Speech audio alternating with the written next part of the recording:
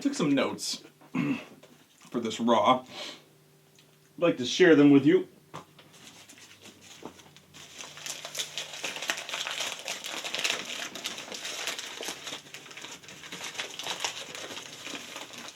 This is one page. That's the last page, actually. They get progressively worse.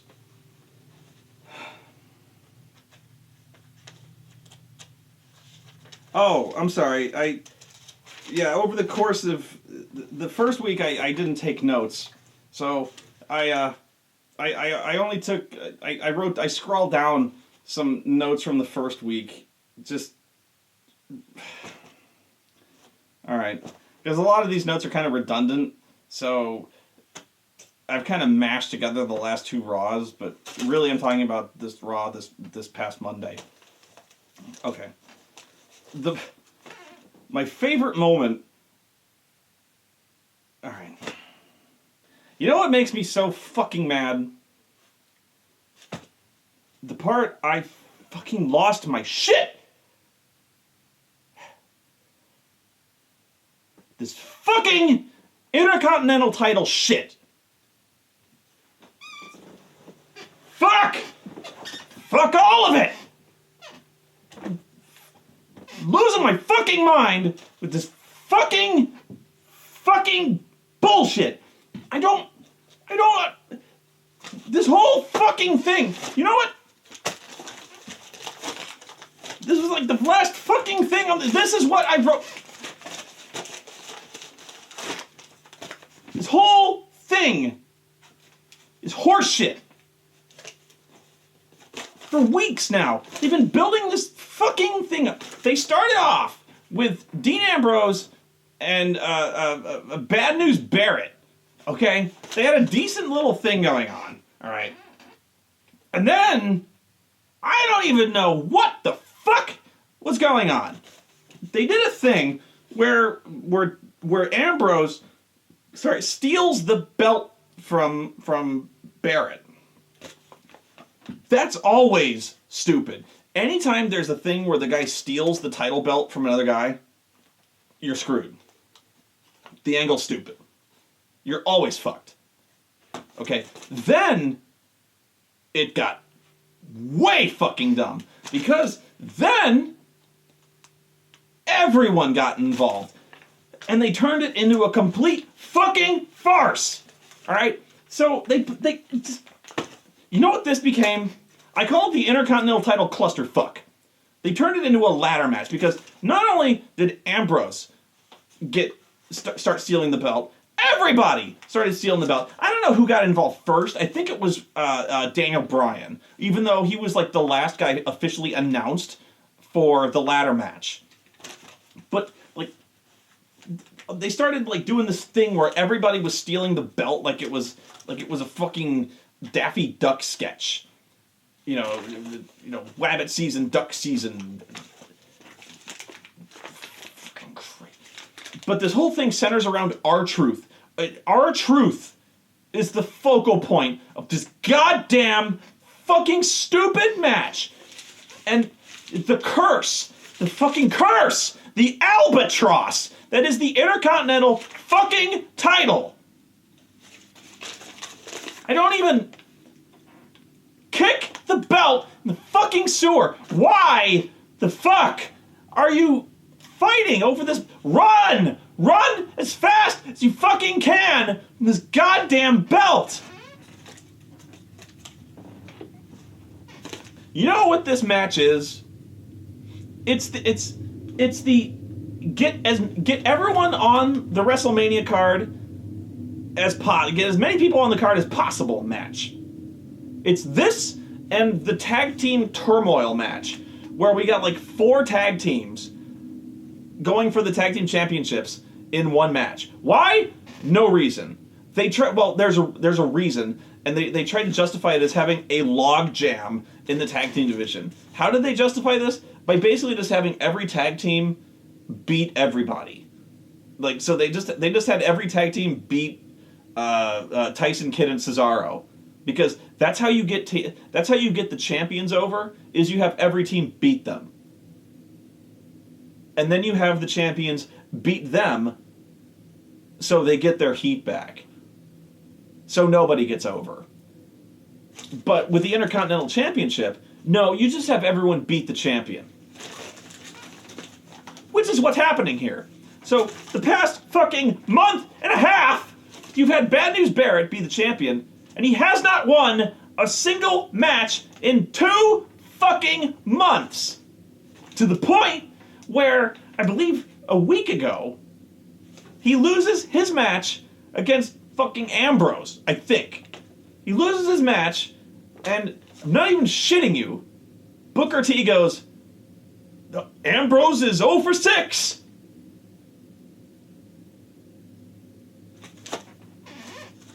For 6 for the month. Really? That's your IC champion, everybody. He's 0 for 6. Cool. Doing us proud there, Wade. I'm afraid I got some bad news. You're the Intercontinental Champion. Get rid of the fucking thing. As far as I'm concerned, if they stole it, they can have it. But no, R-Truth is in this fucking thing. Yeah, oh no, R-Truth was the first guy involved. And I'm like, oh my god, you've got Dean Ambrose and Wade Barrett in what could be a great match. I really like Bad News Barrett. And then R-Truth. Yeah, R-Truth beats Wade Barrett. And usually I'm the first guy to be like, to say like when somebody beats the champion, to complain when they don't get a number 1 contender, you know, when they don't get a shot at the champion. And so he beats him, and I joked out loud, I go, watch, now R-Truth's going to get a title match. And then he does. They throw him in a match at WrestleMania with I go, oh no. What are you doing? You have this, you're putting R-Truth in a, why would you do that? Oh no. And then they start to just water it down even more. Like you've got these 2 great talents, and then you just start lumping shit in the ring there. I think there's like 6 people in there now. If not, there's 8. They could add more by the end of this thing. There's still like 10 days left. 3 shows. Fuck. But no, this whole thing, it's not even about the champion. It's certainly not about Ambrose. Daniel Bryan is an afterthought. They're all afterthoughts. It's R-Truth. I got a bad feeling R-Truth is walking out of here with the championship. I lost my shit 2 weeks in a row. This was worse than the New Day thing, where I went fucking mental.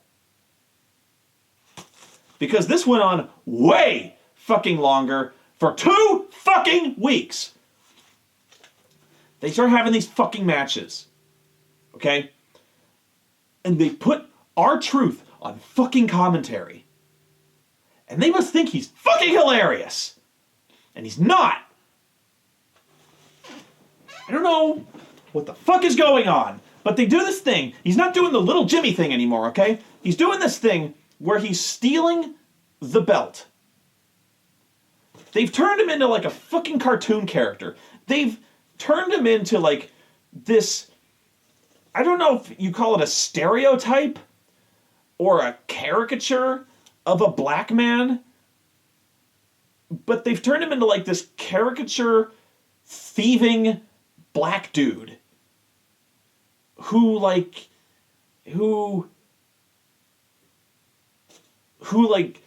he slinks and skulks and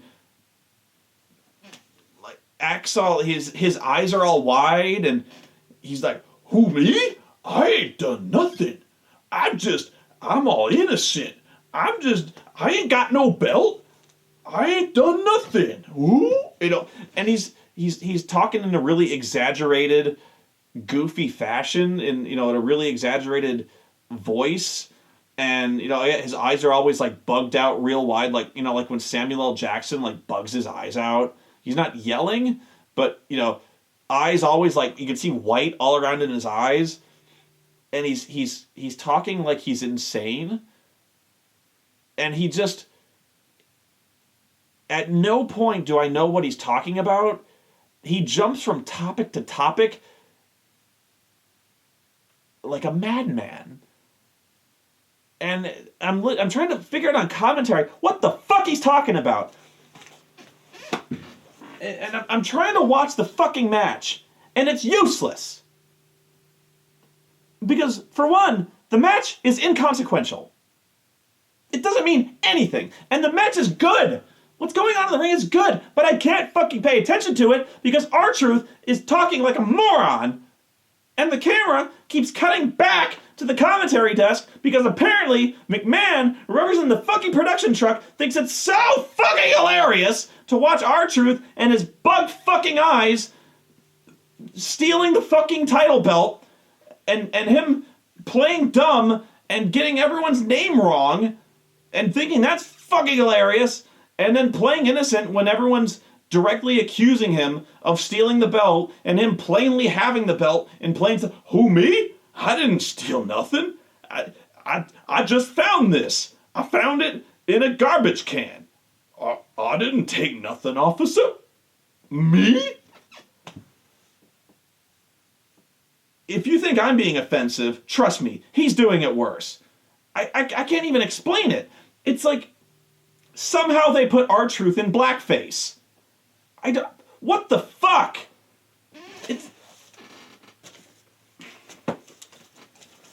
He's talking about, at one point he brings a potato sack to the commentary desk, and they start talking about corn, and then they start talking about, the next week they start talking about surfing, and God knows why, and I don't know how they got on the topic of surfing, and there's a match, and they start talking about the various kinds of corn, and I'm just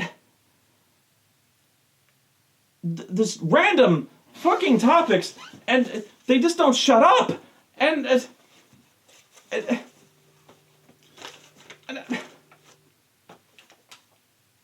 Bryan and Ziggler and Ambrose versus Harper and Barrett and Stardust, and it's a good match, and they just won't shut up, and I'm going to read my notes. The notes I wrote on this page before I just fucking gave up. I say, okay, truth on commentary. Shut up. Shut up. Fucking shut up. Shut up. Shut up. Shut up. Shut up. Shut up. Shut up. Shut up. Shut up. Shut up.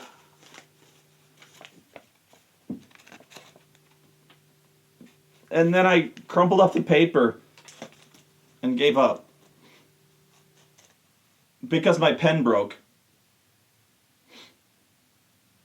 I threw the pen away. Bad News Barrett got pinned, making him 0 for 7.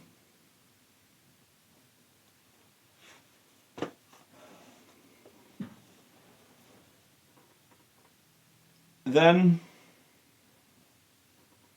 rewind to the last week.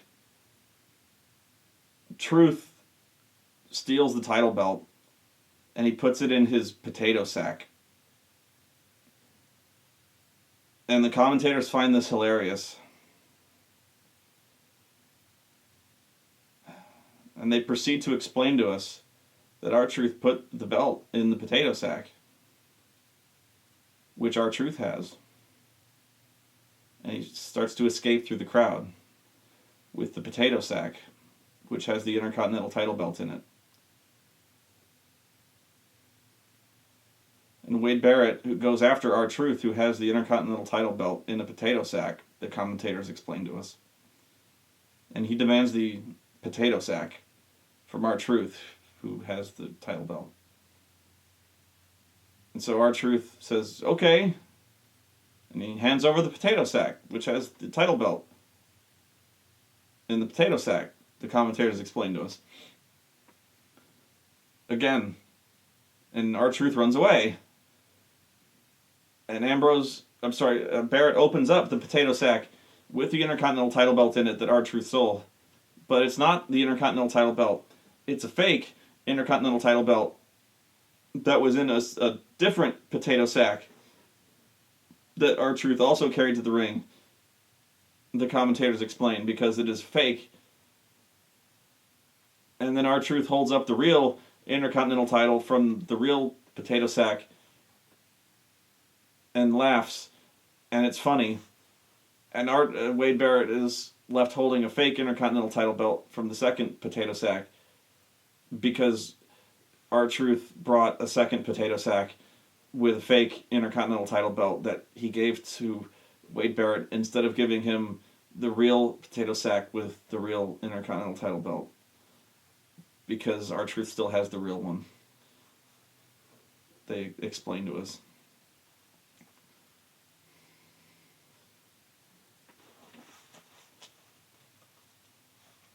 And the best moment is Michael Cole starts to explain that once this is all over, he starts to explain that the Warrior is going into the Hall of Fame. And then he gets interrupted by Booker T, who explains, he goes, Warrior's going to the Hall of Fame, and then Booker says, wait, he had a fake Intercontinental title belt in a second potato sack. It was in a second potato sack. Really. And in that moment, in that exact moment, you can see Michael Cole's soul die. If you still have the show, if you have the show recorded, go back and watch that. It's the point right after that match when R-Truth gets away. He says the Warrior's going into the Hall of Fame.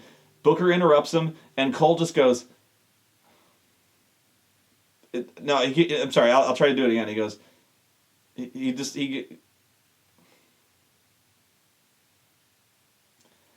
roll the clip.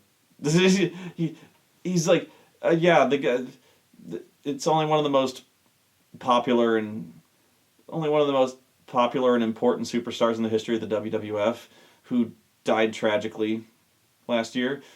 But yeah, the potato sack, that was worth explaining again.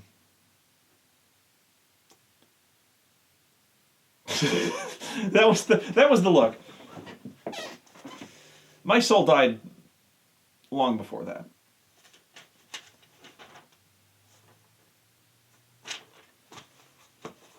Then, at the end of the show, Randy Orton had come back. Oh, and I'm sorry, at Fastlane, Randy Orton had come back to attack Seth Rollins. Amusingly enough, to save Princess Dolph Ziggler, who often finds himself in the position of needing rescuing. Because apparently he really can't save himself. First it was the vigilante Sting, and then Randy Orton. The guy really doesn't do a very good job of he's really not very good. But Randy Orton saves him. Then some time passes. And for no real reason, Randy joins the Authority. Like, nothing had gone on. Nothing had gone wrong, as in Seth Rollins stomping his face against it. Steel steps and putting him out of action for months. Nobody questions this. Least of all the Authority, because they're stupid.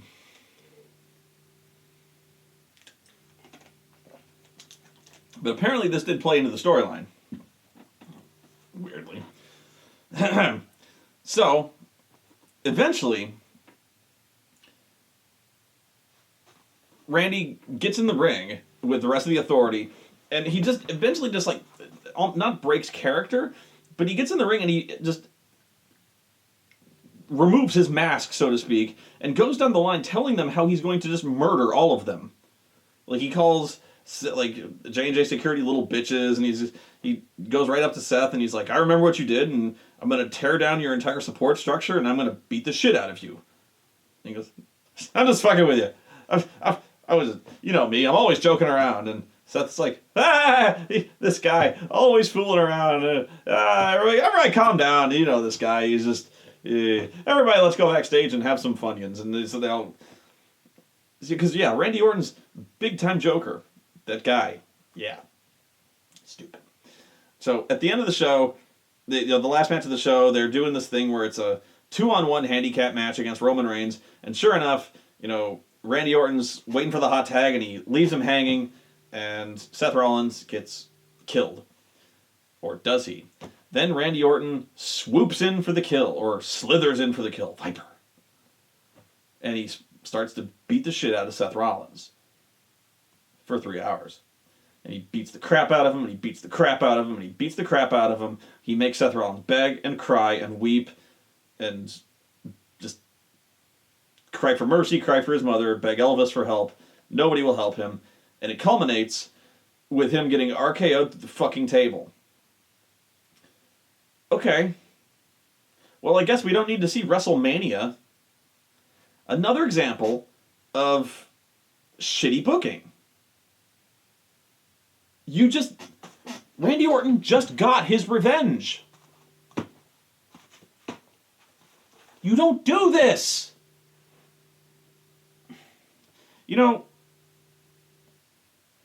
There's a reason that Dean Ambrose had to get Seth Rollins in a cage.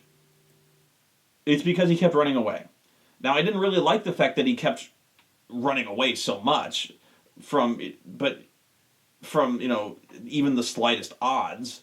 But the point is, you're not supposed to let the babyface get his entire revenge on the guy until the big payoff, until the big pay-per-view. So if Dean Ambrose was able to just catch Seth Rollins and put him through a table and destroy him completely, what's the point of him having a match? He won. He got his revenge. I guess we don't need to have a match now. Why does he need to? He beat him up. That's it. So yeah, he ran up and he beat Seth Rollins' ass, beat him up forever, RKO'd him through a table, had him at his mercy, could have destroyed him, could have curb stomped him, didn't. I don't know what else you want, Randy. Why should we care? Why? This is why people don't care. Now, that said, they're probably going to have the best match on the fucking card. But, dramatically, it's pointless. You don't do it this way. Don't let this happen.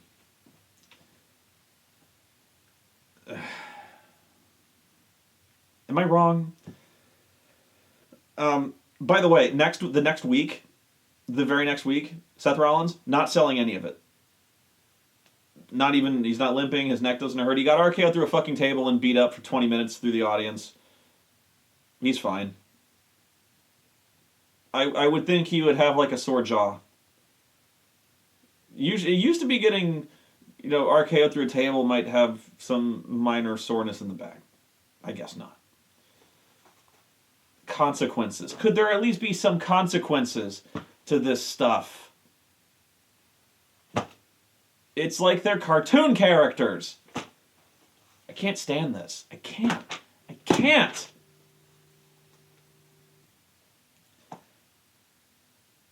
So the next week, Randy challenged him to a match at WrestleMania. Why? No reason. But to have a match at WrestleMania. So Rollins, surprisingly to me, accepts.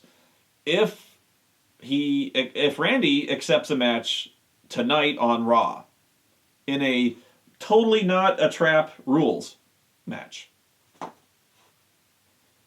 He doesn't say that, but that's what it is. This infuriated me beyond all belief.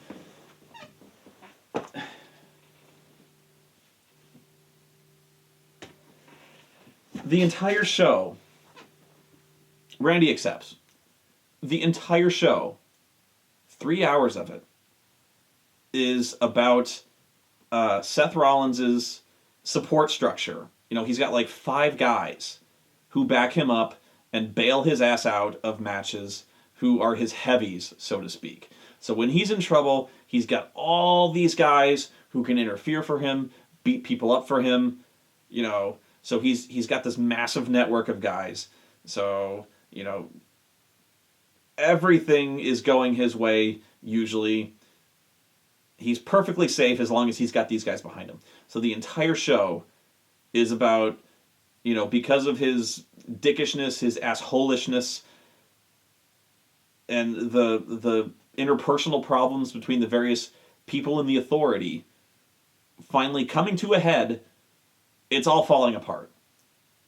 You know, they're all being childish, and the inherent personality conflicts among everybody, they all, for one reason or another, decide they're just not going to be there for Seth tonight like he thought they would be. So at the end of the show, you know, none of them are going to be there for the match against Randy like he thought they would. So Seth is fucked when he thought there were going to be like 5 guys backing him up in his totally not a trap match against Randy. And this was all set up. Damn it. You know, that was the whole thread going through the show. Except this was all this Machiavellian scheme by Seth. This was all orchestrated. You know, this was all a play staged for his benefit. You know, they were all faking. So this was all meant to make Randy believe that they were all quitting on him, that they were all going home, that J&J Security hated him and had resigned, that they were not going to back him up, that Kane and Big Show, that they had had enough of Seth and had quit, you know, so that he would have nobody back him up. But no, Seth had outmaneuvered him and fooled him. So, and now he played him for a fool. Aha!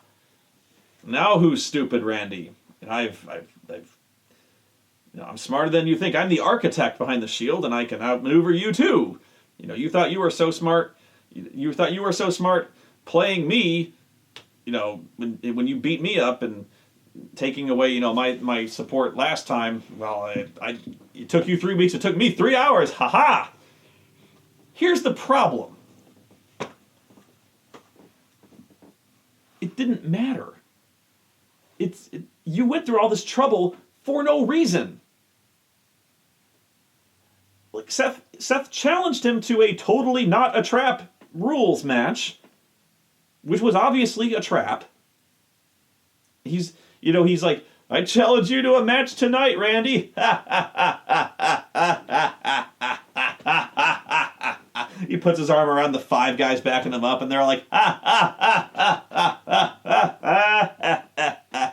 and they all laugh. Your voices in my head. And he comes out, and Randy's perfectly chill. And he's like, Seth, you're on. And we go, what? Seth goes, really? He goes, yeah. I know you got those 5 guys in the ring with you. And I know you're probably going to beat me up. And I'm fine with that. As long as I get a piece of you tonight, and you might beat the crap out of me. In fact, you're probably going to beat the crap out of me pretty good. But you better finish the job.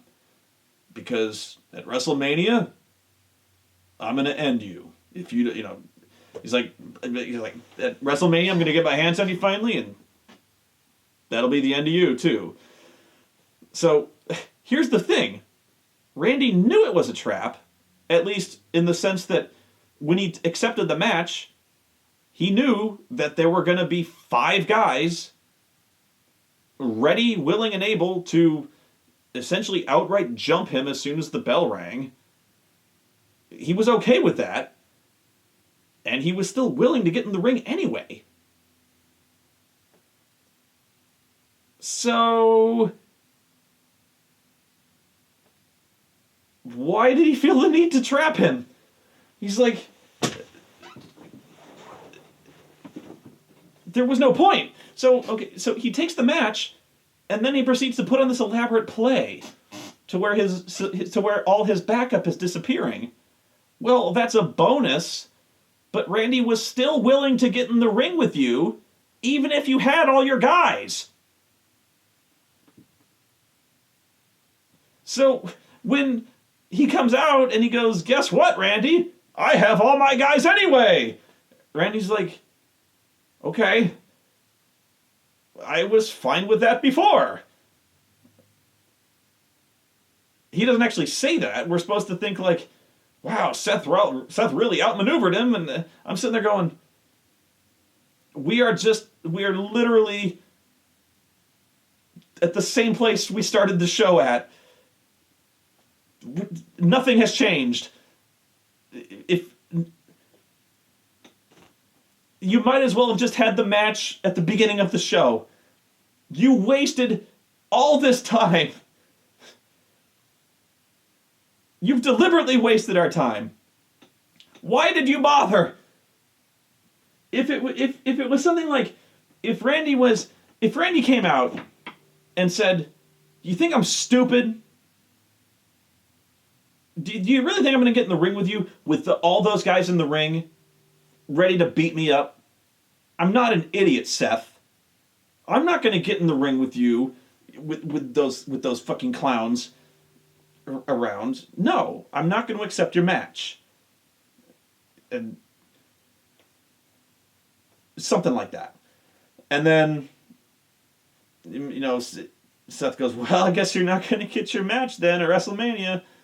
And maybe Randy goes, "Maybe I'll think about it," something like that. And then over the course of the show, Seth loses his guys, and Randy goes, "Hey, well, I guess I changed my mind," and gets in the ring, and then it becomes a trap. Well, then maybe things are different. But no, he's like, you had Randy, who is basically an idiot anyway, but a ballsy one. Fuck it. Randy, by the way, is basically how they should be booking Dean Ambrose. But I don't know. Dean Ambrose has vanished into the vast melange of useless mid-carders who are just in the doldrums of the Intercontinental title clusterfuck. So who cares? I don't. What next? The whole thing. The guys the only guys I really care about in this entire thing are J&J Security. I love Jamie Noble in this thing, who, by the way, is probably one of the most talented guys still in the ring right now. J&J called himself the secret weapon of the Authority, which I'll admit I laughed, even though he probably is, like I said, the best one. And I really love Joey Mercury's Silent Bob routine, where he doesn't say anything, so he takes the microphone, and he's about to speak. I can't. He's so devastated by the fact that Seth took such a beating, the night before. He failed. I should have been. And so he's looking at he just starts, and he hands the mic off, and I'm like, this guy is fantastic. Every time Seth Rollins starts speaking, watch Joey Mercury in the background, who is, every time he speaks, Joey Mercury is just, he's either shaking his head, Seth will be like, "What happened to me last night was a travesty, it was a tragedy, I was screwed last night, and you people all know it." And so, like, Joey Mercury will be like,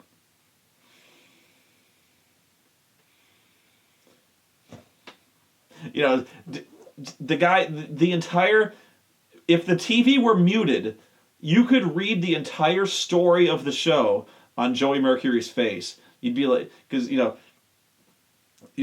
"This was an injustice, and I demand satisfaction." And Joey would be like, the guy is fantastic. AJ and Nikki Bella. Why is Paige there?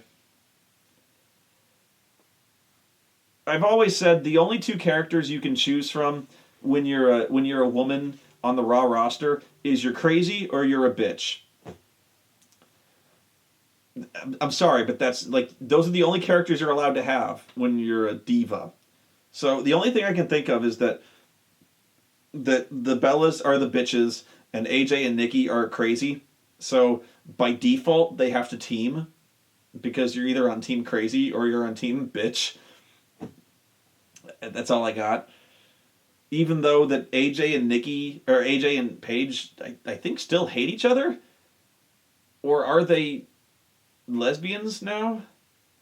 They're kind of doing this weird thing where they're like weirdly turned on by each other sometimes. I don't know. Bitches be crazy, and I don't know what's happening. The only thing. They're doing a weird. I really don't know what's happening. On the other hand, it's. My feelings are really mixed on the Divas division. How to explain? First off, Nikki Bella, her boobies are ginormous. Good lord. I don't like their ring gear. I don't know why the Bella's ring gear is like ghetto. They're doing like some kind of ghetto chic thing that just doesn't seem like the way they should dress. That doesn't seem in character for them. I don't really get that. That's the first thing I don't like. It just seems out of character for them. I don't know.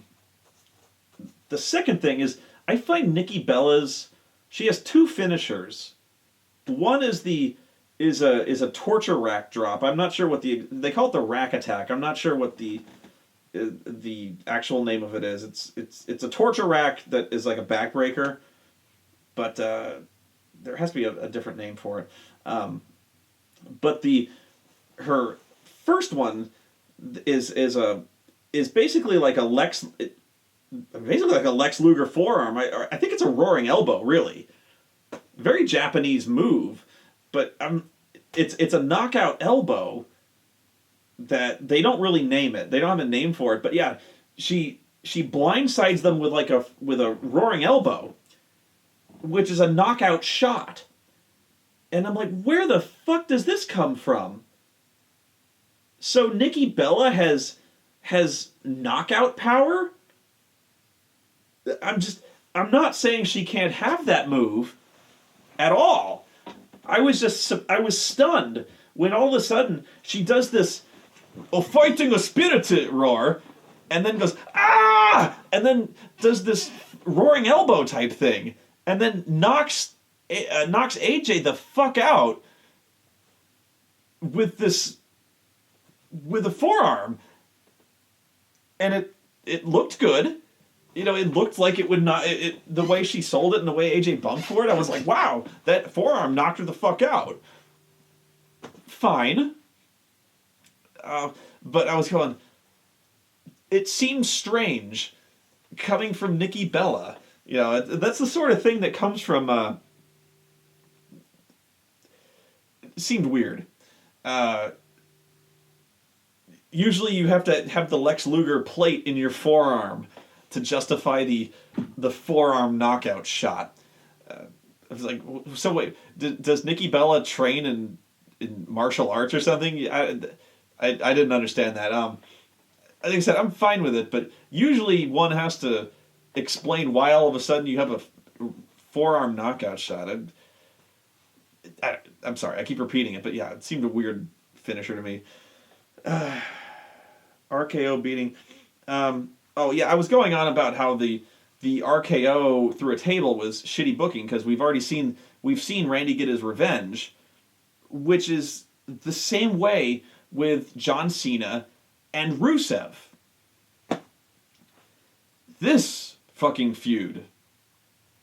The same thing happened with Cena and Rusev.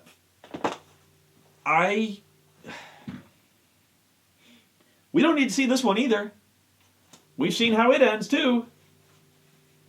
Honestly, I don't know how this one will end either. Rusev could very well win this one too. I don't think he will, but Um, they do this thing where few things annoy me with this one. They do a thing where, and by the way, I called this one too. At Fastlane, they have Cena versus Rusev for the U.S. title.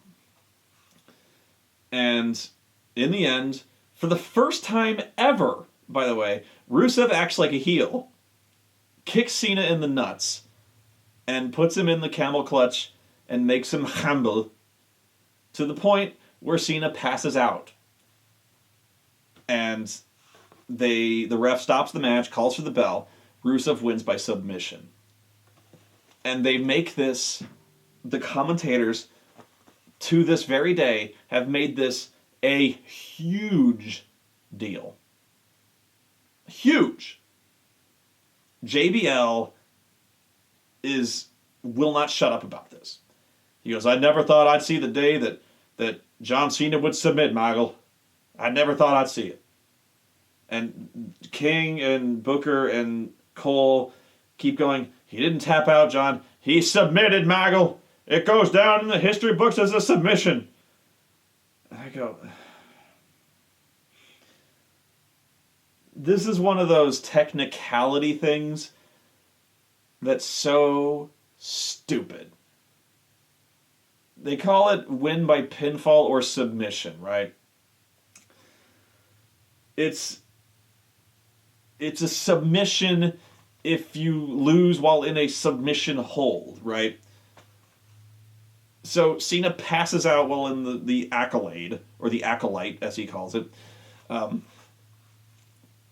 if you're not able to answer the referee in the submission hold, if you're knocked out or pass out from the pain or whatever, if you're choked out, they call it a submission. When really, if you're in any in any other combat sport, they would probably call it a referee stoppage because you're unconscious. I think they wouldn't call it, like if it was in UFC or something, I don't think they would call it a submission. I think usually in UFC they go, you're winner by rear naked choke. You know, they wouldn't even call it a submission. Usually it's just when you're knocked out, they say you're winner by TKO. Or they say winner by tap out. Winner by tap out to a rear naked choke. But yeah, they don't... I think they always say winner by referee stoppage. But they don't call it a submission. Because it's a semantics. It's not correct. You didn't submit and you didn't tap out. But in the world of the WWE, if you're in a submission hold and you lose, it's a submission. And they have fucking latched onto this like a pit bull with a stake. John Cena submitted. Like, this is a huge deal. Because technically, he has never submitted. Ever. And I'm just so bored I'm so frustrated with it. Because this has become a huge turning point in the feud, right? To where Cena has made Rusev tap out to his shitty STF. But it hasn't been in an actual match. And Rusev has never officially tapped out either. But Cena's come closer to it because Rusev actually has tapped out, though. Because tapping out, there's such shame associated in tapping out. Men do not tap out. Men do not give up. Men do not surrender. Whereas in any other sport, like in UFC, you tap out all the time. If you're smart, you fucking tap. If you're training in any kind of combat sport, if you're fighting in any kind of combat sport, you better fucking tap. You're stupid if you don't tap. Like, there's no shame in tapping out. If you don't fucking tap out in the UFC or something like that, you're gonna get your fucking arm broken. If you don't tap out fast, you're going to get your arm broken. You know, if you don't tap out, the referee will stop it for you. I've seen this happen. But, okay, like, we're talking the fantasy world of pro wrestling, right? No. You don't tap out. Cowards tap out. So, yeah, that's why John Cena the Superman has never tapped out. But he has lost by submission. So, oh no, the heels are latching onto this one. You submitted John Cena? You are less of a man. We have less respect for John Cena. There's controversy. Stupid. So, they do a thing where Cena, very childishly, by the way, his ego, unable to handle this shame, is he very childishly he demands another rematch. He demands a rematch. Rusev denies him this, saying, "You're a loser, John Cena. You cannot have a rematch." So, amazingly, Cena's okay with this. He goes, "Well, I'm not going to bitch and I'm not going to complain. So, I guess I'll just go into the Andre the Giant Memorial Battle Royal." Which, honestly, is a very babyface thing to do. He's like, "Oh, okay, I might as well move on." So, and then Stephanie comes out and he goes, "Who do you think you are? You can't just announce that you're going into the Battle Royal." And Cena goes, "Why? See, everyone else is." And Stephanie goes, "Because shut the fuck up." And she goes on about how Andre the Giant was special and shit like that. And I'm like, I'm pretty sure El Torito's in the fucking Battle Royal. And Cena just looks confused. And Stephanie says, "Look, the only way you're going to WrestleMania is if Rusev allows you to in a fucking title match." And right away, like, nobody in the world is buying this. Oh, like, everyone's going, "There's no way. There's no fucking way you're gonna put on a WrestleMania without John Cena there. There's no way the fucking world buys this." Right away, okay? So, right, I'm pulling metafiction into this. But, like, this is the same kind of bullshit they pull where, you know, when they try to have an angle where they try to make us believe that they really want to fire John Cena. Like they're gonna shit can the most popular franchise guy in the history of pro wrestling, you know? Yeah, we totally want to get rid of you, John. We're gonna send you away to literally any other promotion in the world and catapult them to the top. Yeah, we hate you that much, John. Yeah, we're gonna put on a WrestleMania without you and cost us an insane number of subscribers because we're that stupid. I know, metafiction. Whatever, but still, not a personal live bought this. So Cena's like, "Oh damn, well, I better go convince Rusev then." Rusev says no. So, like any mature guy, he proceeds to he runs down to the ring, takes Rusev down, puts him in an STF, and chokes him out within 15 seconds. Just like that. Immediately. He just, yoink, STF, choked out. Wow. I wonder if John Cena will be able to defeat Rusev at WrestleMania. Well, we've seen him in a fair fight, as fair as it gets, take Rusev down at will, put him in an STF, and choke him out in 15 seconds to unconsciousness. So I'm guessing, yes, he can. And then he put him back in the STF and made him tap out. So it looks like he kind of got his revenge there. So, wow. Apparently, once again, much like Brock Lesnar, he has come back from his previous beating and being choked, more rather having a 285-pound Russian sitting on his spine and crushing it until he passed into unconsciousness from the pain. He recovered from that and returned stronger than ever. And he returned to defeat a guy who pushed him to his limit in under a minute. There's a lot of tension over here. A lot of tension in this match. Really feeling it. Really feel like watching this match. Really, I really don't know if he can beat him. I don't know. He's really going to have to... It looks like he has a lot to overcome.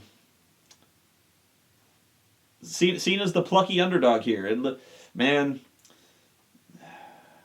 Yeah. Cena's got a hill to climb here, even though he just climbed it and choked it and made it tap. I don't know if he can do this one, guys. Shit.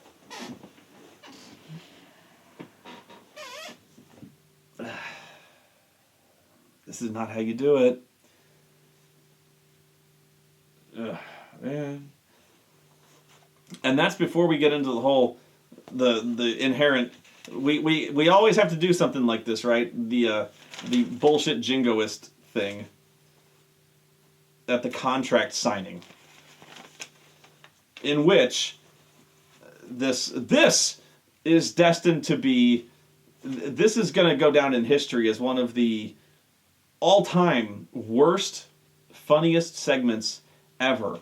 This was already going to be one of the worst up until Rusev and his lawyer came out. Well, it wasn't going to be one of the worst, but it was already pissing me off plenty. But the lawyer catapulted it to the top. I'm sorry. Right away I was mad when Cena called this. He said, I've signed a lot of contracts at WrestleMania, for WrestleMania in my life. And right away I was like, don't say it. Don't you fucking say it. And he said, but this is the most important contract I've ever signed. And I was like, I hate you. Bullshit! Okay, you know what? I'm not even going to touch it. I'm not even going to touch that one. It's fucking stupid. But he goes on to say, he starts to go on ranting about how he's been doing this for like the last 3 weeks, about how Rusev is a hypocrite, about how, Rusev doesn't have the right to go trashing America, about how he doesn't have the right to say these horrible things about Americans, about when he's here enjoying our freedoms in a country that protects him, and he's here enjoying our freedoms and our luxuries, and it gives him all these opportunities, and he's living the dream in this country. He's in a land of opportunity, and he's here taking advantage of it, and he's repaying us by saying these horrible things. When, if you follow me. And the thing is, he's full of shit. Because he's not here taking advantage of our freedoms in character. He's not here. He's not here for that. He's not here to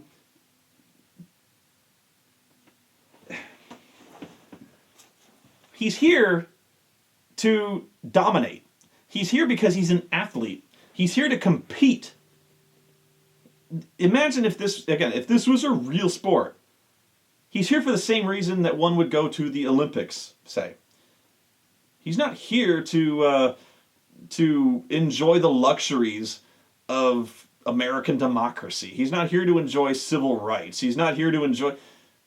He's a Russian guy in an international sport, here to win the championship of the world and prove Russian dominance, to prove his dominance over all the other athletes of the world. This has nothing to do with American rights. It just has to do...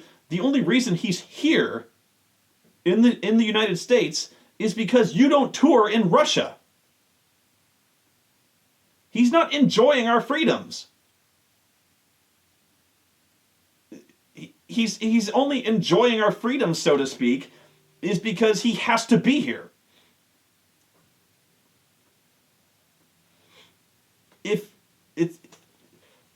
If given the choice of all the places in the world to go on vacation, the evil man Rusev, he would not abuse this to go to Disneyland. he would go somewhere. America would probably be the last place evil super athlete Rusev would go. He would probably choose some hellhole in Russia. Or maybe Euro Disney. I don't know. Probably someplace communist. Whatever. But he would go with Lana and maybe visit Vladimir Putin. And do something very Russian. Like, drink and be miserable. But he starts, you don't have the right. You enjoy freedom of speech and blah, blah, blah, blah, blah, blah, blah. And he goes on a lot about freedom of speech. And by the way, freedom of speech, the protection against censorship and freedom of speech only applies against government censorship of freedom of speech. Okay? Just so you're clear on that. Private censorship of freedom of speech is allowed. You just have to deal, you can say whatever you want in public, but you have to deal with the consequences of saying it in public. But the government cannot stop you from saying whatever you want. That's the thing. But in public, whatever. So that's people mistake the application of the First Amendment to where nobody can stop me from saying whatever I want. No, the government cannot stop you from saying things. People can, ordinary citizens can, as in people in their private property, or people who own message boards. They can dictate rules on what you can and can't say. Whatever. That's why they can confiscate signs at WWE events. You can't claim First Amendment for that, because they can dictate the rules for what goes on at their events. That has nothing to do with First Amendment. If it was a government building or something like a government event, like a public place, then you might have a different argument. Whatever. Here come the problems. Where was I? Oh, then the lawyer. This guy. This guy was epic. I don't know where this guy came from. I don't know where this guy has gone. But wow. Wow. I hope he comes back. Right away. As soon as he starts talking, everyone, April and I looked at each other. I think everyone in the audience, first off, they weren't paying attention because they were chanting, "We want Lana." So did I. So did April. Everyone did. I believe Lana's off shooting a movie. She needs to stop shooting the movie and come back. But this guy was supposed to be Rusev's lawyer, trying to get him off the hook for why he should not wrestle the match. Which, honestly, I'm amazed they even bothered to explain this. Maybe it's because the reason he had to wrestle the match was bullshit, and even they couldn't ignore it. In that it was done under extreme duress, and that Cena was going to murder him, and that there's no way that would be legally binding when you agree to a match under threat of death. Except in the WWE, who knows. But yeah, the lawyer managed to get him off the hook, but that's not the point. The point is that this was the man's Russian accent, and we were supposed to believe that this accent was going to be understandable and believable as Russian. I am totally Russian. You believe me, don't you? Actually, my accent is too good to compare to this man's accent. I am actually putting far too much emphasis on the accent than this man was. It was terrible. It sounded like he was from Chicago. The Bears. That is what he sounded like.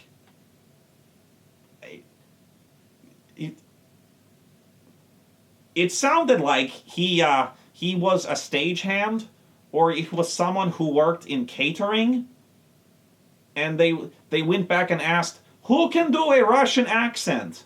And he said, I can do one.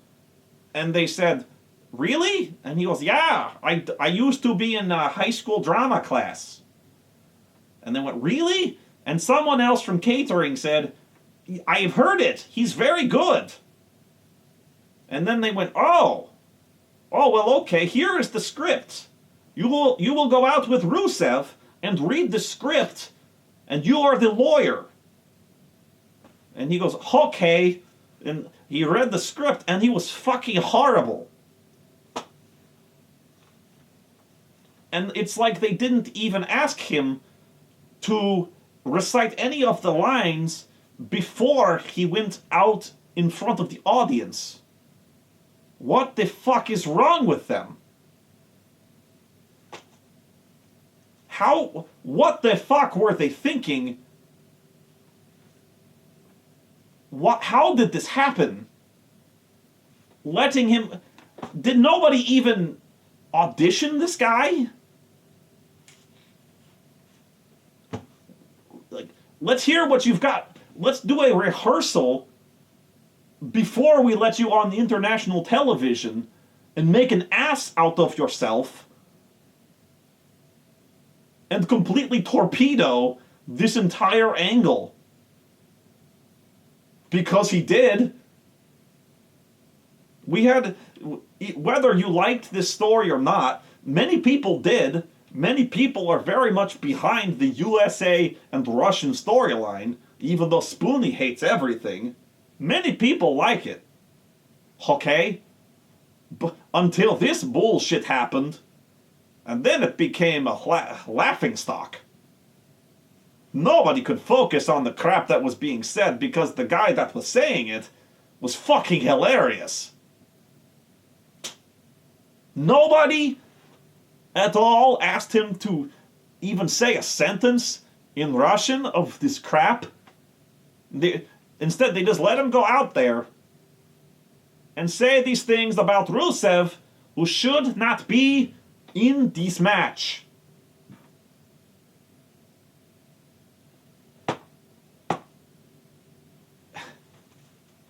Have I made my point? I can't stop saying it.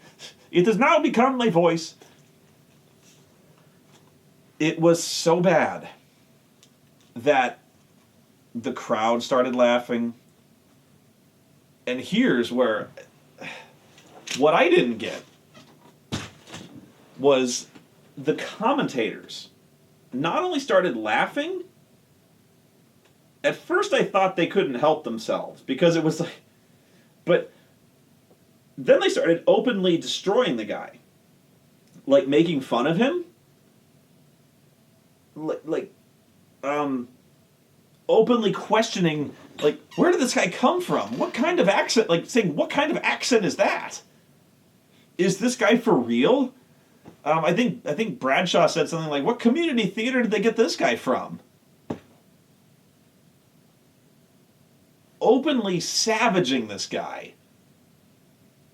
I don't know.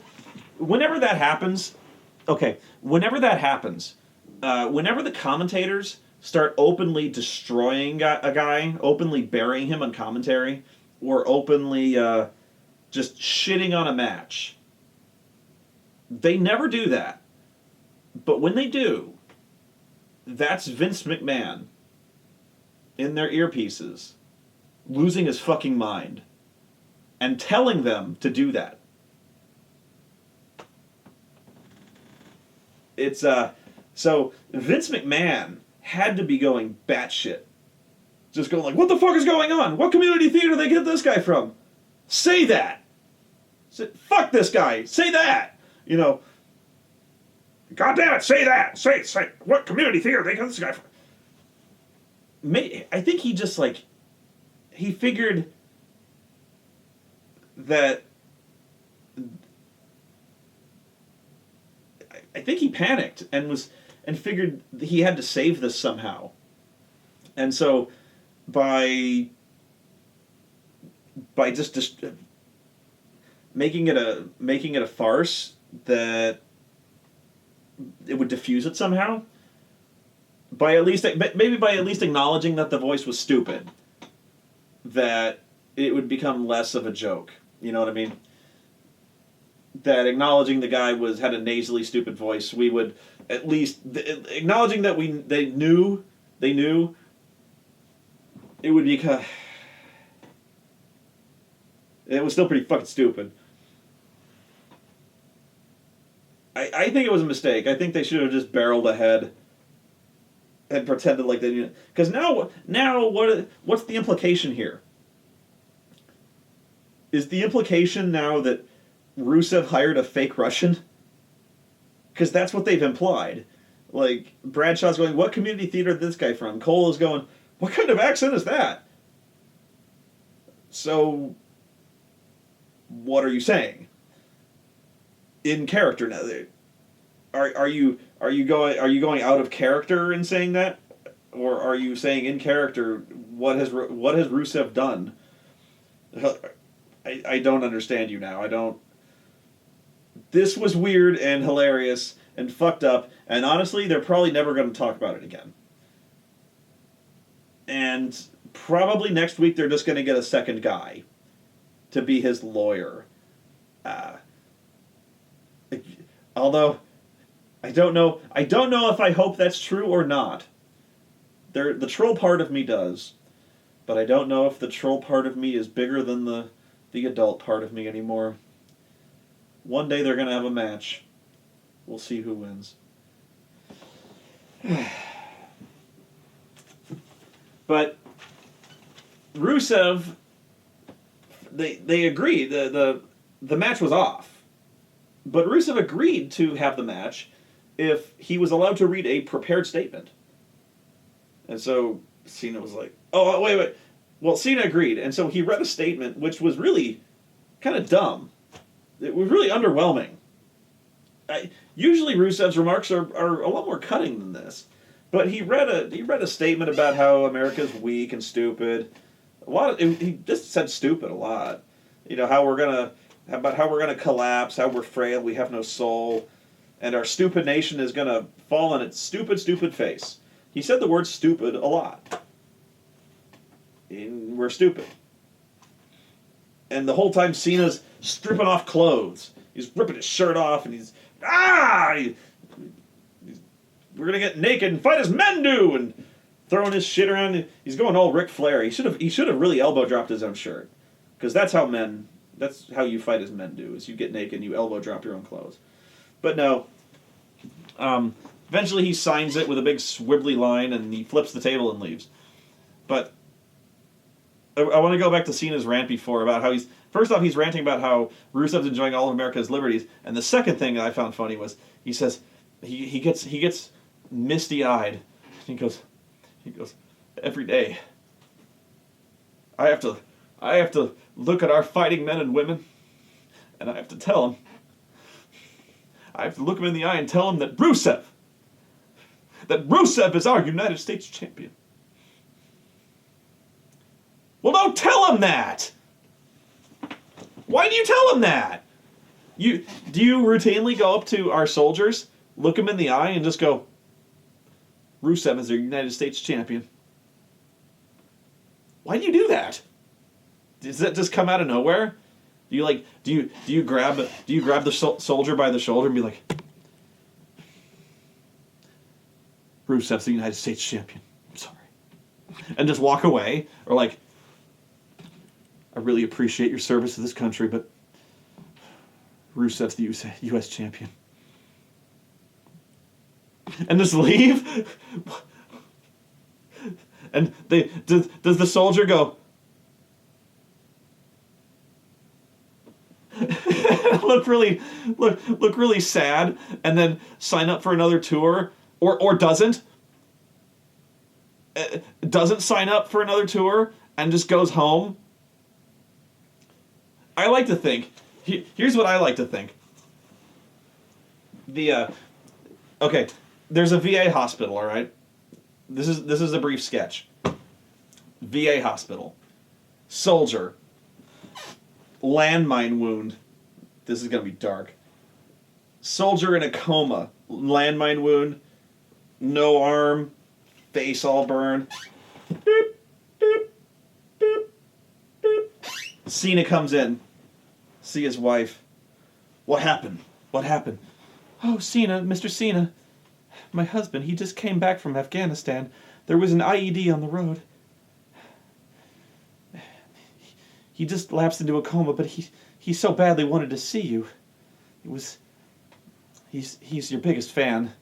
And his son is here, too. Mr. Cena, I know he can hear you.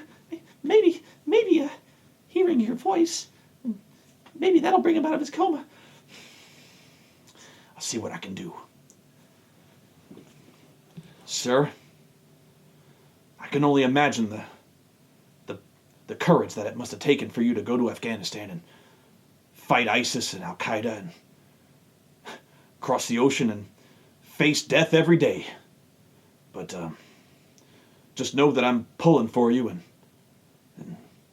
that I appreciate your sacrifice, but I'm sorry to say that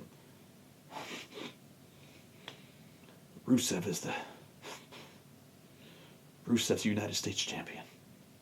What? Rusev? Yeah. That Russian.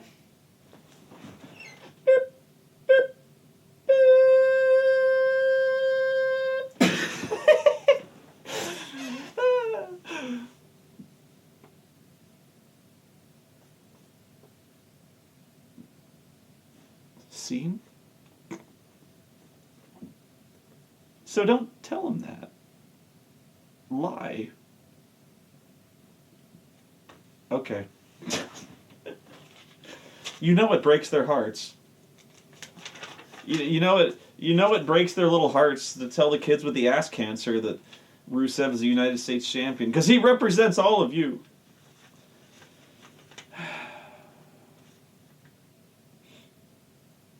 The New Day versus Kid and Cesaro, who cares? Backstage, Noble and Mercury quit. By now, at this point in the show, Big Show and Kane have also decided not to be in his corner. J&J Security have left. He now has nobody left on his team. Then they show the little card about the match later on between Seth and Randy Orton. And Cole says that Seth, later on, they're going to, Randy and Seth are going to have a match later on, and Cole says, Seth's support, quote, could be eroding. It has eroded. It's gone. Big Show murdered Eric Rowan to no contest. I don't see what the point of this is, except Eric Rowan is now the world's biggest and beardedest jobber. He really should just go back to his vineyard. He won awards. He's a classically trained guitarist. You really need to rethink your career choices, dude. The Battle Royal. Again! There's an Andre the Giant Battle Royal going on at WrestleMania. So let's have a Battle Royal on TV for free! Which lasts about a minute, in which everyone in the Battle Royal is thrown out in maybe 45 seconds by the Big Show and Mark Henry. I can't wait. I can't wait to see that match at WrestleMania, where we just saw everyone just destroyed and thrown out in under a minute. Wow, that's going to be something. And by the way, Goldust was in that match. Remember Goldust, who was going to have that culminating match in the feud against his brother Stardust? I don't. Wow, it's going to be so much more fun seeing him get thrown out as an afterthought in the Andre the Giant Memorial Battle Royal. Cool. No, instead, this is going to be the second in the let's get as many people on the WrestleMania card as we can to give them all their little moment match. Seriously, that's the story of that's another one of the stories of WrestleMania is just let's just find a match to throw as many people as we can on the card. We got nowhere else for you to be, so fucking Battle Royal. Just throw them in there. Might as well.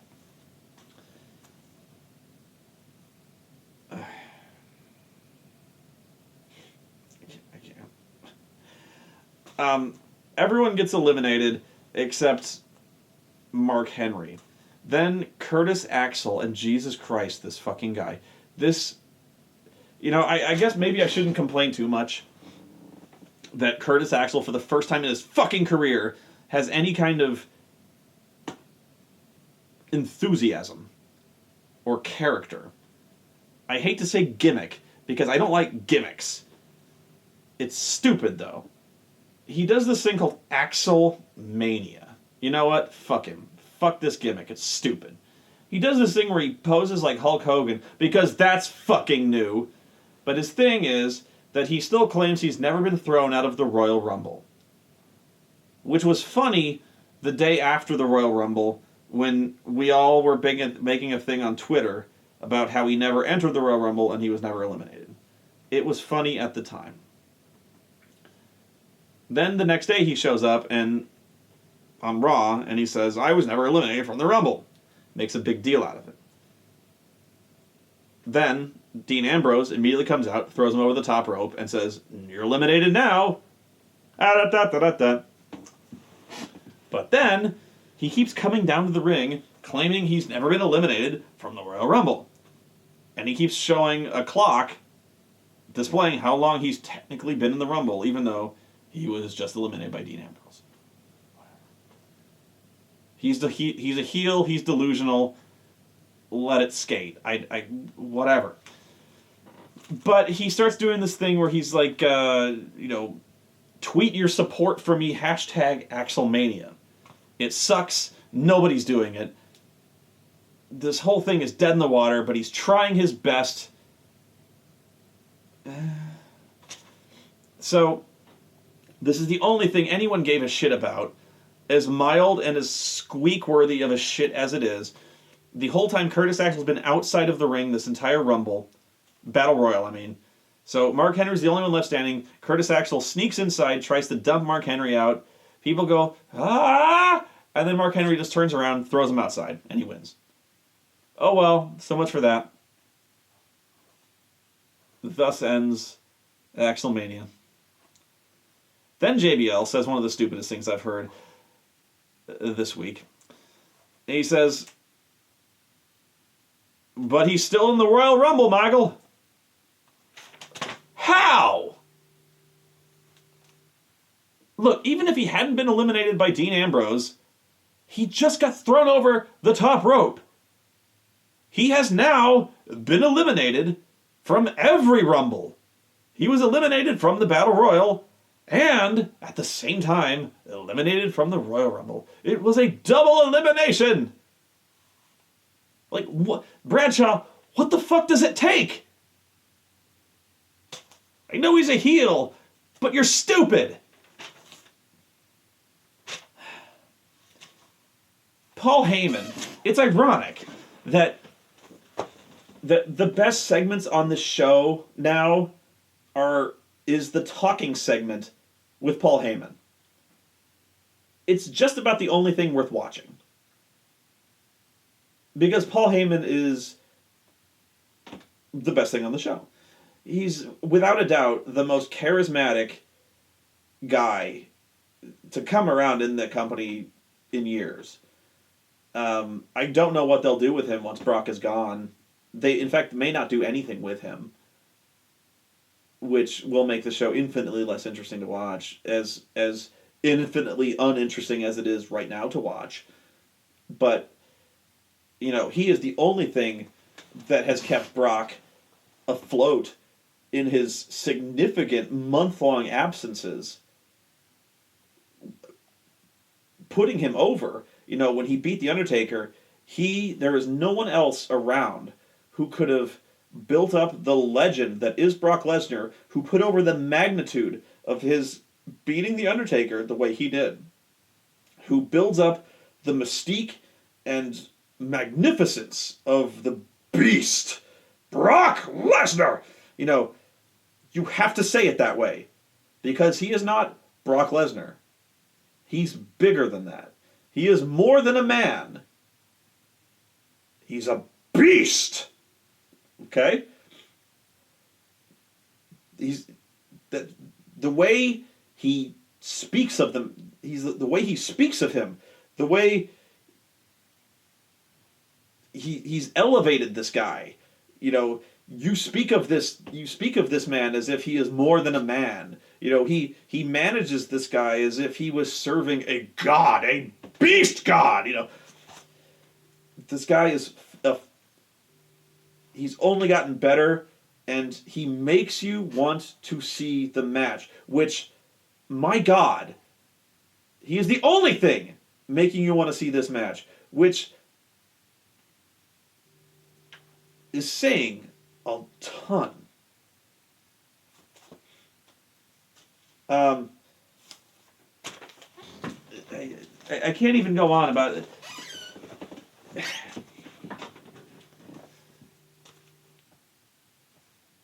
They just need to have everyone else shut up.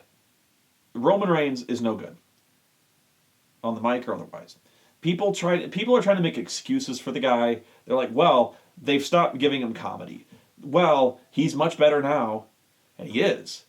But he's still not very good. He does not make me want to see his matches. The way they're booking him, he's an underdog. He's not putting on the kind of explosive matches we need. I don't believe him. You know, it's the only thing that Paul Heyman is so good and so charismatic, and he's putting over Brock as this beast, this killer. He's a conqueror. And you know what? That's what people want to see. They want to see a guy who's a king, a conqueror. You know, the way he's talking, that sounds pretty fucking good right now. We don't want to see an underdog. We don't want to see Roman Reigns just barely squeaking by Seth Rollins. We don't want to see Roman Reigns having long, slow matches with the big slow. We don't want to see Roman Reigns believing that. We want to see a conqueror. We want to see a destroyer. You know, we want to see Brock Lesnar. You know, that's the guy we want to. We want to see Paul Heyman fucking build this guy up. We want to, this guy he's talking about sounds fucking amazing. And sure enough, when he shows up, he fucking delivers. People get hurt. And nothing stops this guy because he's a guy, when he shows up, he wins. He beats people. And he beats them hard. I'm sorry, that's what he does. That's all he does.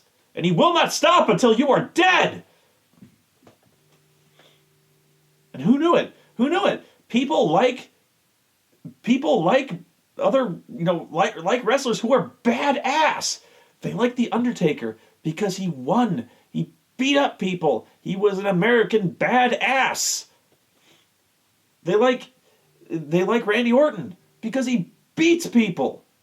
He don't give a shit. He'll RKO you out of nowhere. It doesn't matter who the fuck you are. You don't give a shit about the rules.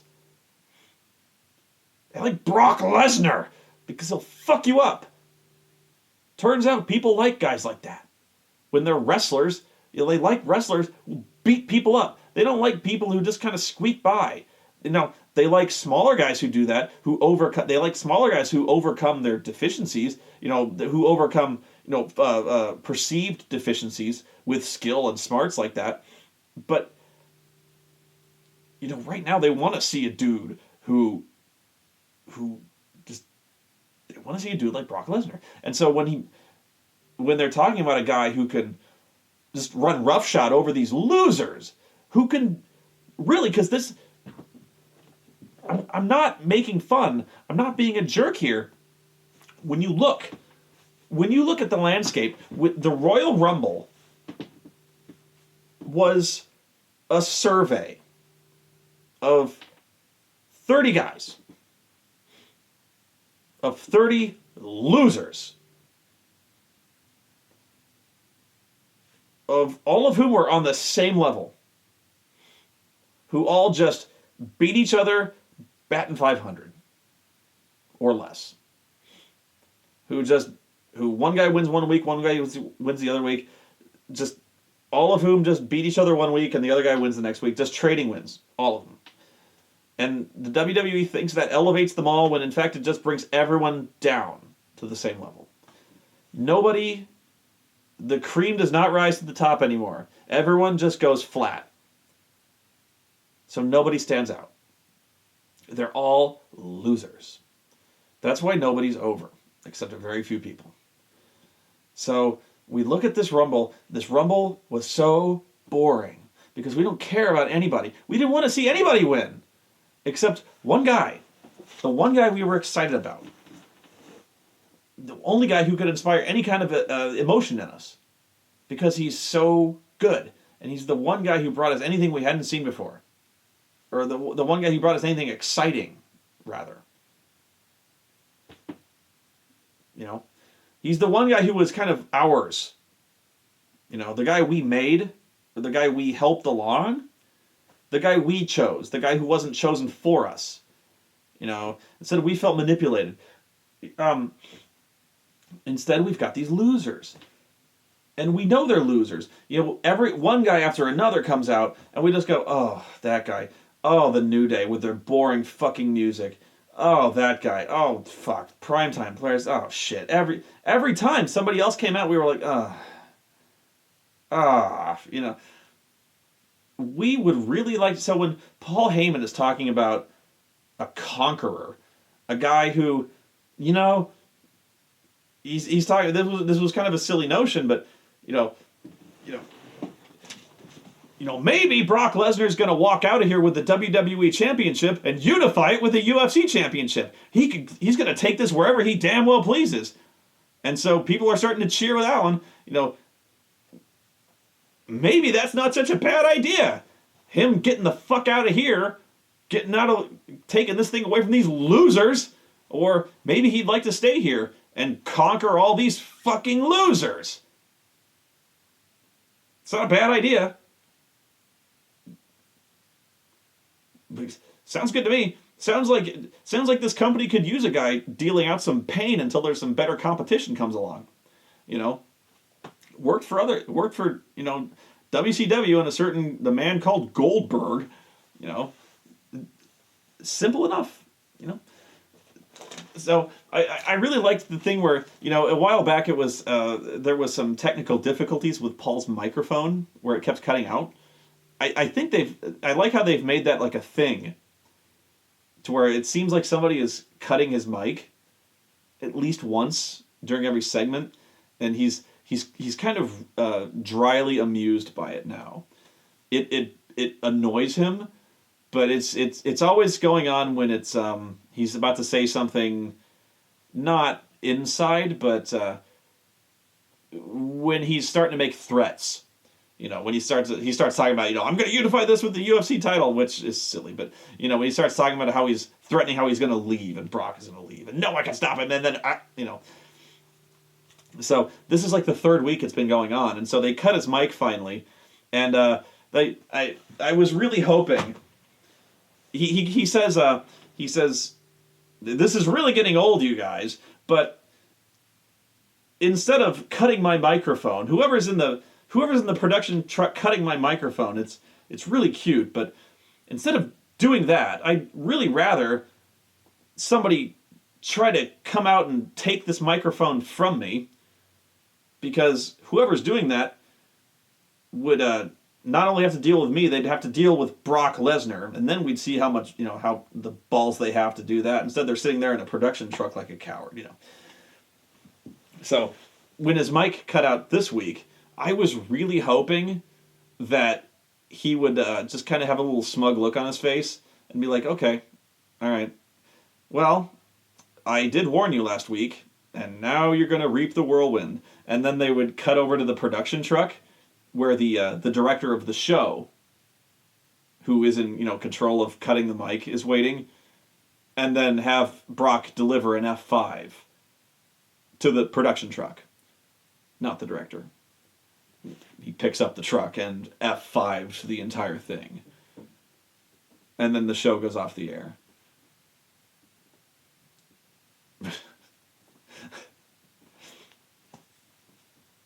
You don't fuck with Paul Heyman or Brock Lesnar. You don't cut his mic Just don't. You fucked with him one time too many. Okay. So, yeah, seriously, watching him F5 a fucking production truck, that'd be great.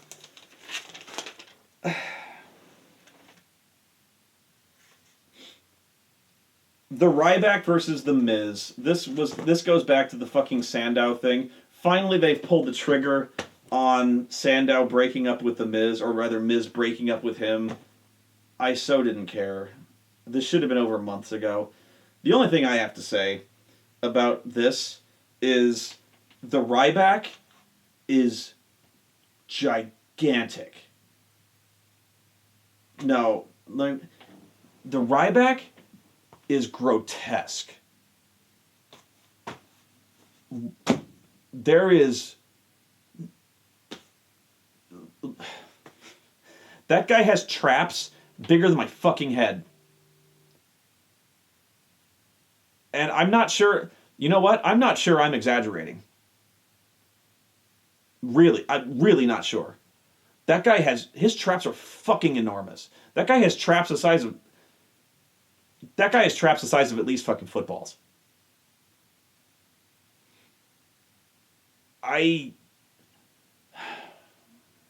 There is no way that guy is passing wellness tests.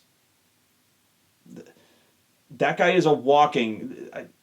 The human horse growth hormone, human growth hormone that guy is taking must be staggering. The steroids that dude is taking.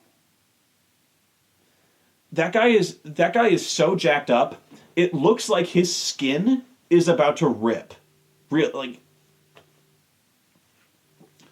Look, there's nothing he's fucking grotesque, okay? That guy is seriously bigger now than he's ever been, and there is no fucking way that is natural. Okay, and there's nothing illegal about, unless you're in a legitimate sport, about, taking steroids, I guess. I don't think so. But this is ridiculous. This guy is fucking... I'm worried. I am worried about this guy. This is fucking insane. This is the sort of jacked up physique that... I'm not being funny when I say that when guys are this jacked up, you're going to find him dead in 7 years of an enlarged heart the size of a canned fucking ham. This needs to stop. This guy must piss human growth hormone. This guy is so jacked up. His head looks like it has muscles. Again, I'm not being an asshole here. If you look at the back of his fucking neck, it looks like there's muscles in his head. There's probably like little muscles back here. Those are huge.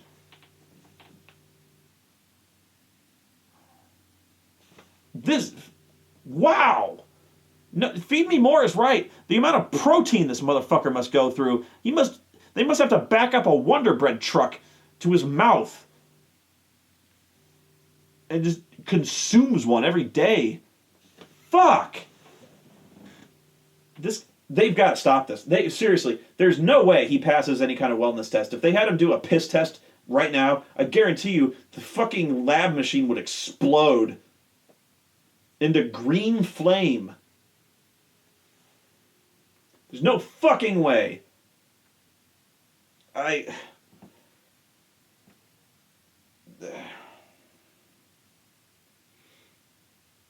At some point I lost it.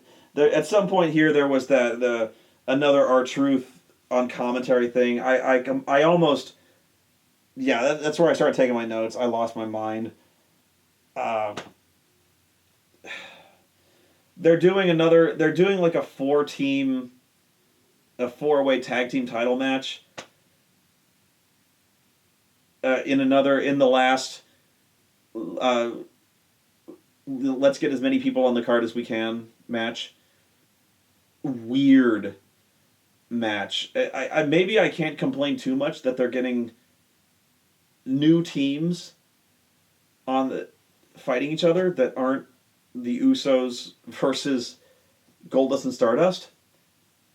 But it's so hard to care about any of the other teams when they've the ones that are fighting now are all such jobbers up until this point. And honest to God, okay, the teams are Tyson Kidd and Cesaro, who, let's have Vince McMahon openly, publicly bury Cesaro as a guy who just doesn't have it, and then reward him with the tag team championships.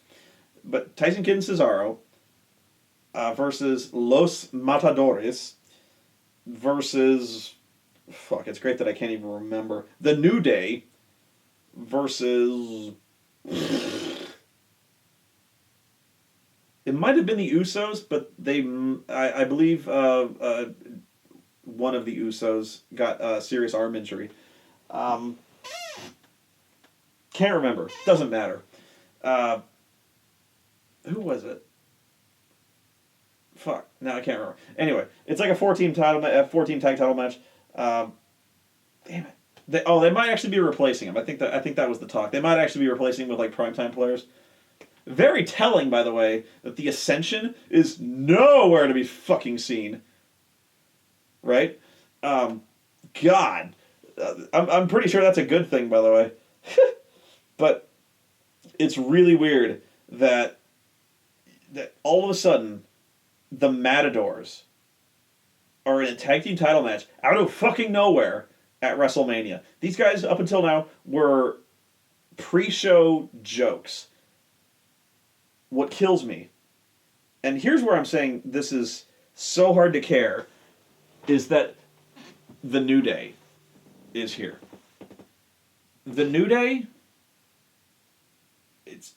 there's something about it that pisses me off. There's so much so wrong about the New Day. It's so boring and yet so irritating. It's hard to even know where to begin. It seriously is. It's quietly like one of the worst faction gimmicks, and it is a gimmick that I've seen in a long time. And it's like, first off, their music, such as it is terrible. It's just like this. It's some generic bass guitar beat that just boom, boom, boom, boom, boom, boom, and just some idle clapping. It's impossible to groove to. Nobody claps along. It's not fun. Nobody claps along with it. It seriously is like it's unfinished. It sounds like 1/5 of a finished song. If I took something from Pro Scores that had 5 different layers of a score, but only rendered the first one, it sounds like that. It's so dull and so boring, and they don't.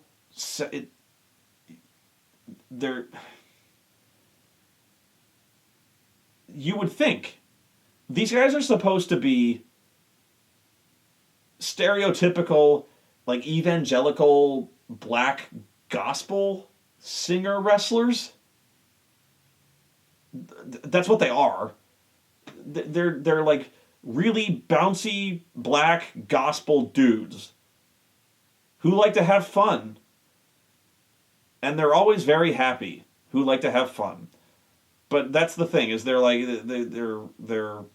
non-sectarian religious gospel dudes who are black, and they're black, and they're really, really stereotypically black, and they're religious. But the thing is, they're not religious because I don't know why.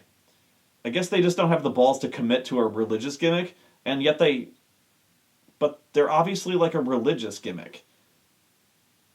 But if they're not going to be a religious gimmick, what's the point?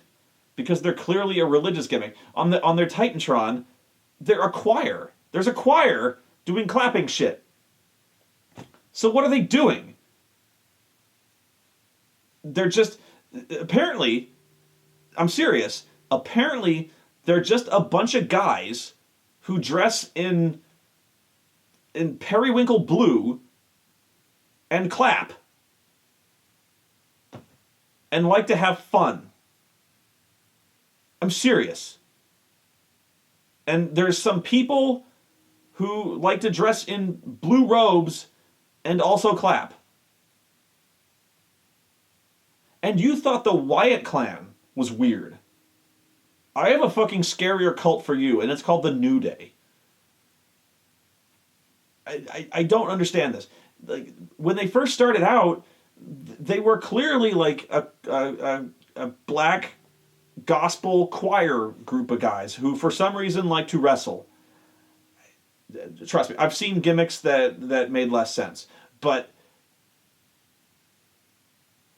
then they took God out of the equation if it was ever in there, and now they're just a bunch of guys who wear blue and clap and like to have fun. This, I can't even, I don't know anything anymore. But that's it. They go and their shitty music hits, and they bounce around, they bounce to the ring, and they clap, and they circle around, and they huddle, and they bounce, and they clap, and then they get into the ring, and they bounce, and they clap, and they go, New Day! And then they clap, and then somebody wins, and then they leave. And nobody cares. Because nobody fucking understands them. What the fuck do they want? What do they do?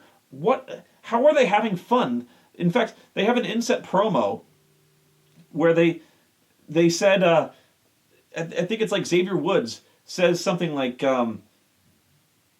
we won last week, or we lost last week, but from now on we're gonna clap our way to victory. Yeah, like we won, we lost last week, but it's a new day, and today we're gonna clap our way to victory. New day. And so I go, what the fuck does that mean? And sure enough, they started clapping and they won the match. I go,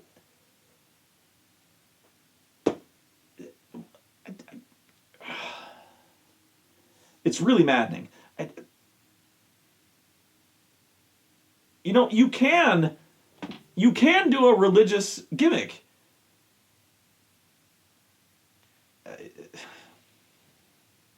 Or can you? I don't know if you can anymore. It's not like, after R-Truth, it's not like they're shying away from the offensive racial stereotypes. Shit.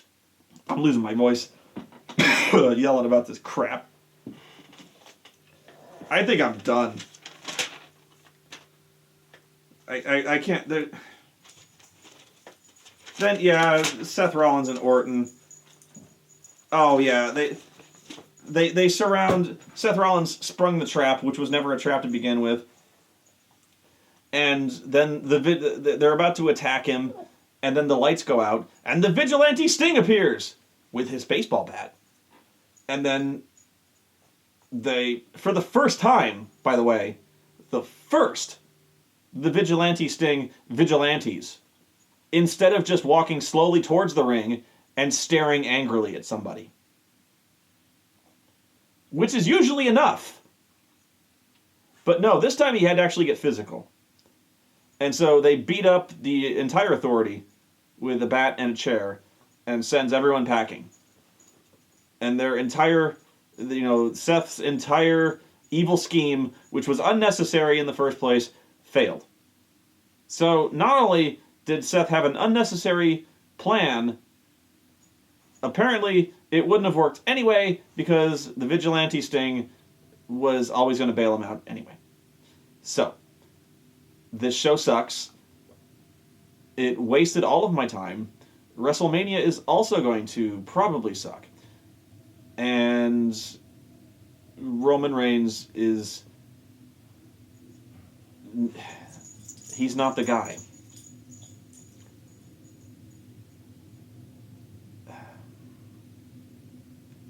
That's the bottom line, isn't it?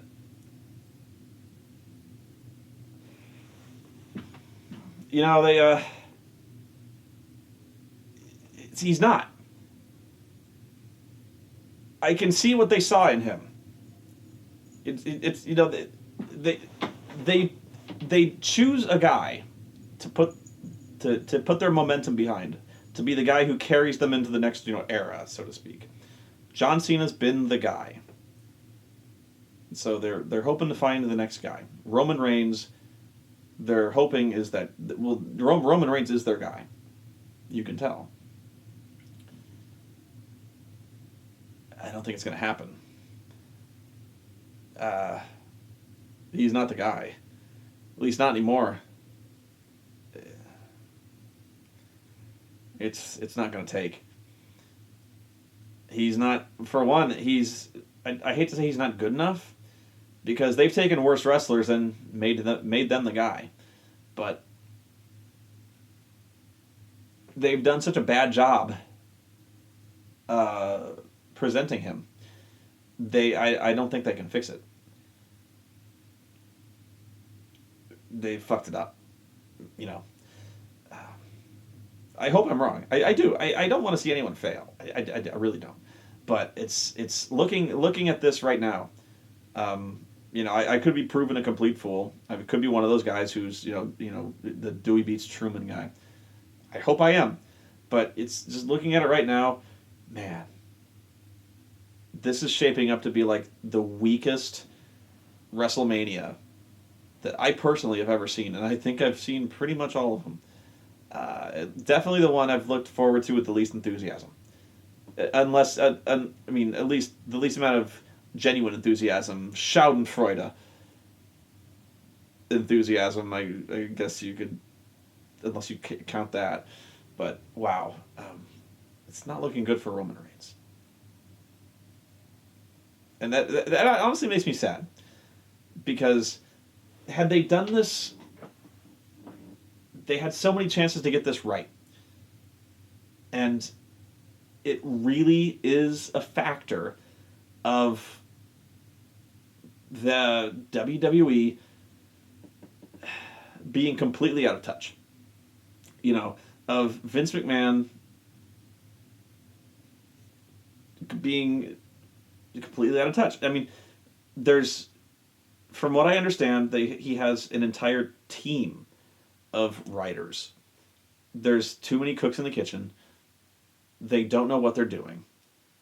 They are essentially booking entire storylines backwards, where they're giving us the payoff first, and then having the culminating it again later.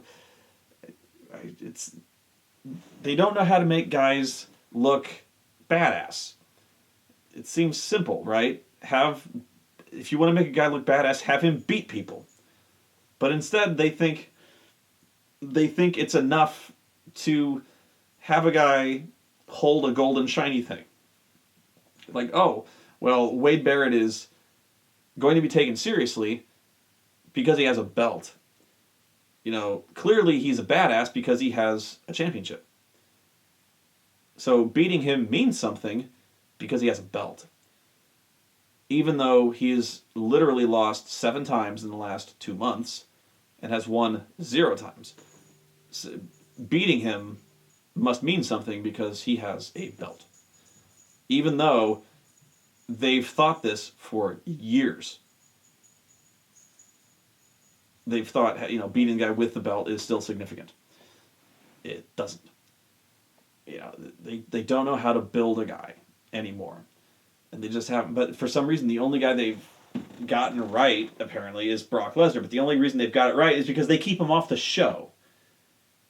That should tell you all you need to know.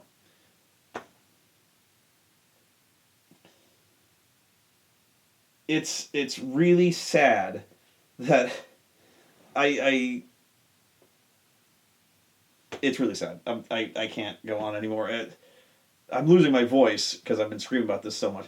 I really hope. This has been therapeutic for me. I hope at least that you guys have kind of learned. Not that I'm trying to lecture you guys, but I hope you guys have at least. What I'm saying is, I hope you guys have at least figured out in your own mind what you like and dislike about how these stories have developed.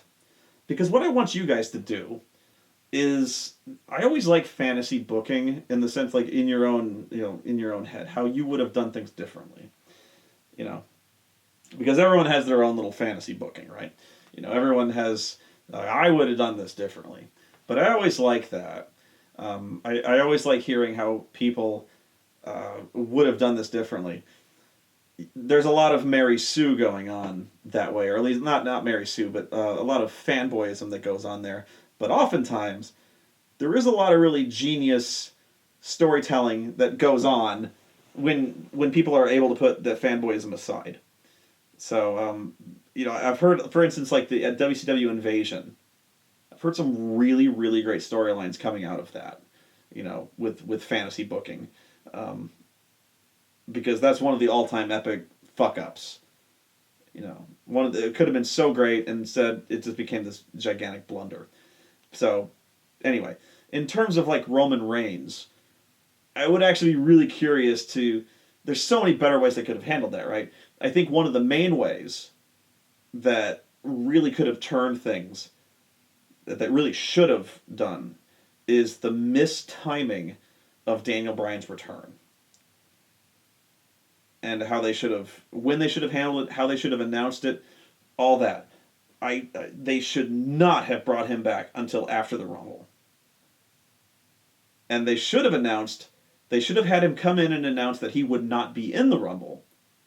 So there would be no chance in hell that they would have expected him in the Rumble, and they knew that he wouldn't be coming back until after it. At least that way.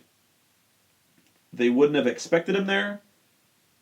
They would have been far less likely to turn on him at the Rumble. What happened to Roman Reigns at the Rumble was catastrophic. Catastrophic to him. That initial reaction that he got, I don't think he ever recovered from that. Because the fallout from that resulted in a match at Fastlane, which, honestly, it damaged him. And he's had to, every week since then, every single week, he has had to kind of be on damage control, or the writers have had to be on damage control, kind of tap dancing around the issue of, these people don't respect you. The wrestlers don't respect you. You have to earn this respect. They've had to make it an issue every single week, to the point where it's like part of his little catchphrases. It's part of his character. You can't tell me I can't. I have to earn this respect. I don't think that's the way they should be going. Yeah. Daniel Bryan was the turning point for this guy. And here's the thing. Again, you're thinking I'm a Daniel Bryan fanboy. I'm not. Well, I am, but this isn't what it's about. Daniel Bryan isn't the guy either. I was not saying Daniel Bryan should have won, and I'm not saying he should be in the title match. And I'm not saying Daniel Bryan should have been the guy to carry us into the new era. He definitely isn't. What I'm saying is that for right now, he's not the guy he's not the guy we deserve, but he's the guy we need right now. Maybe. Yeah, that's what I'm saying. For right now, we need that guy.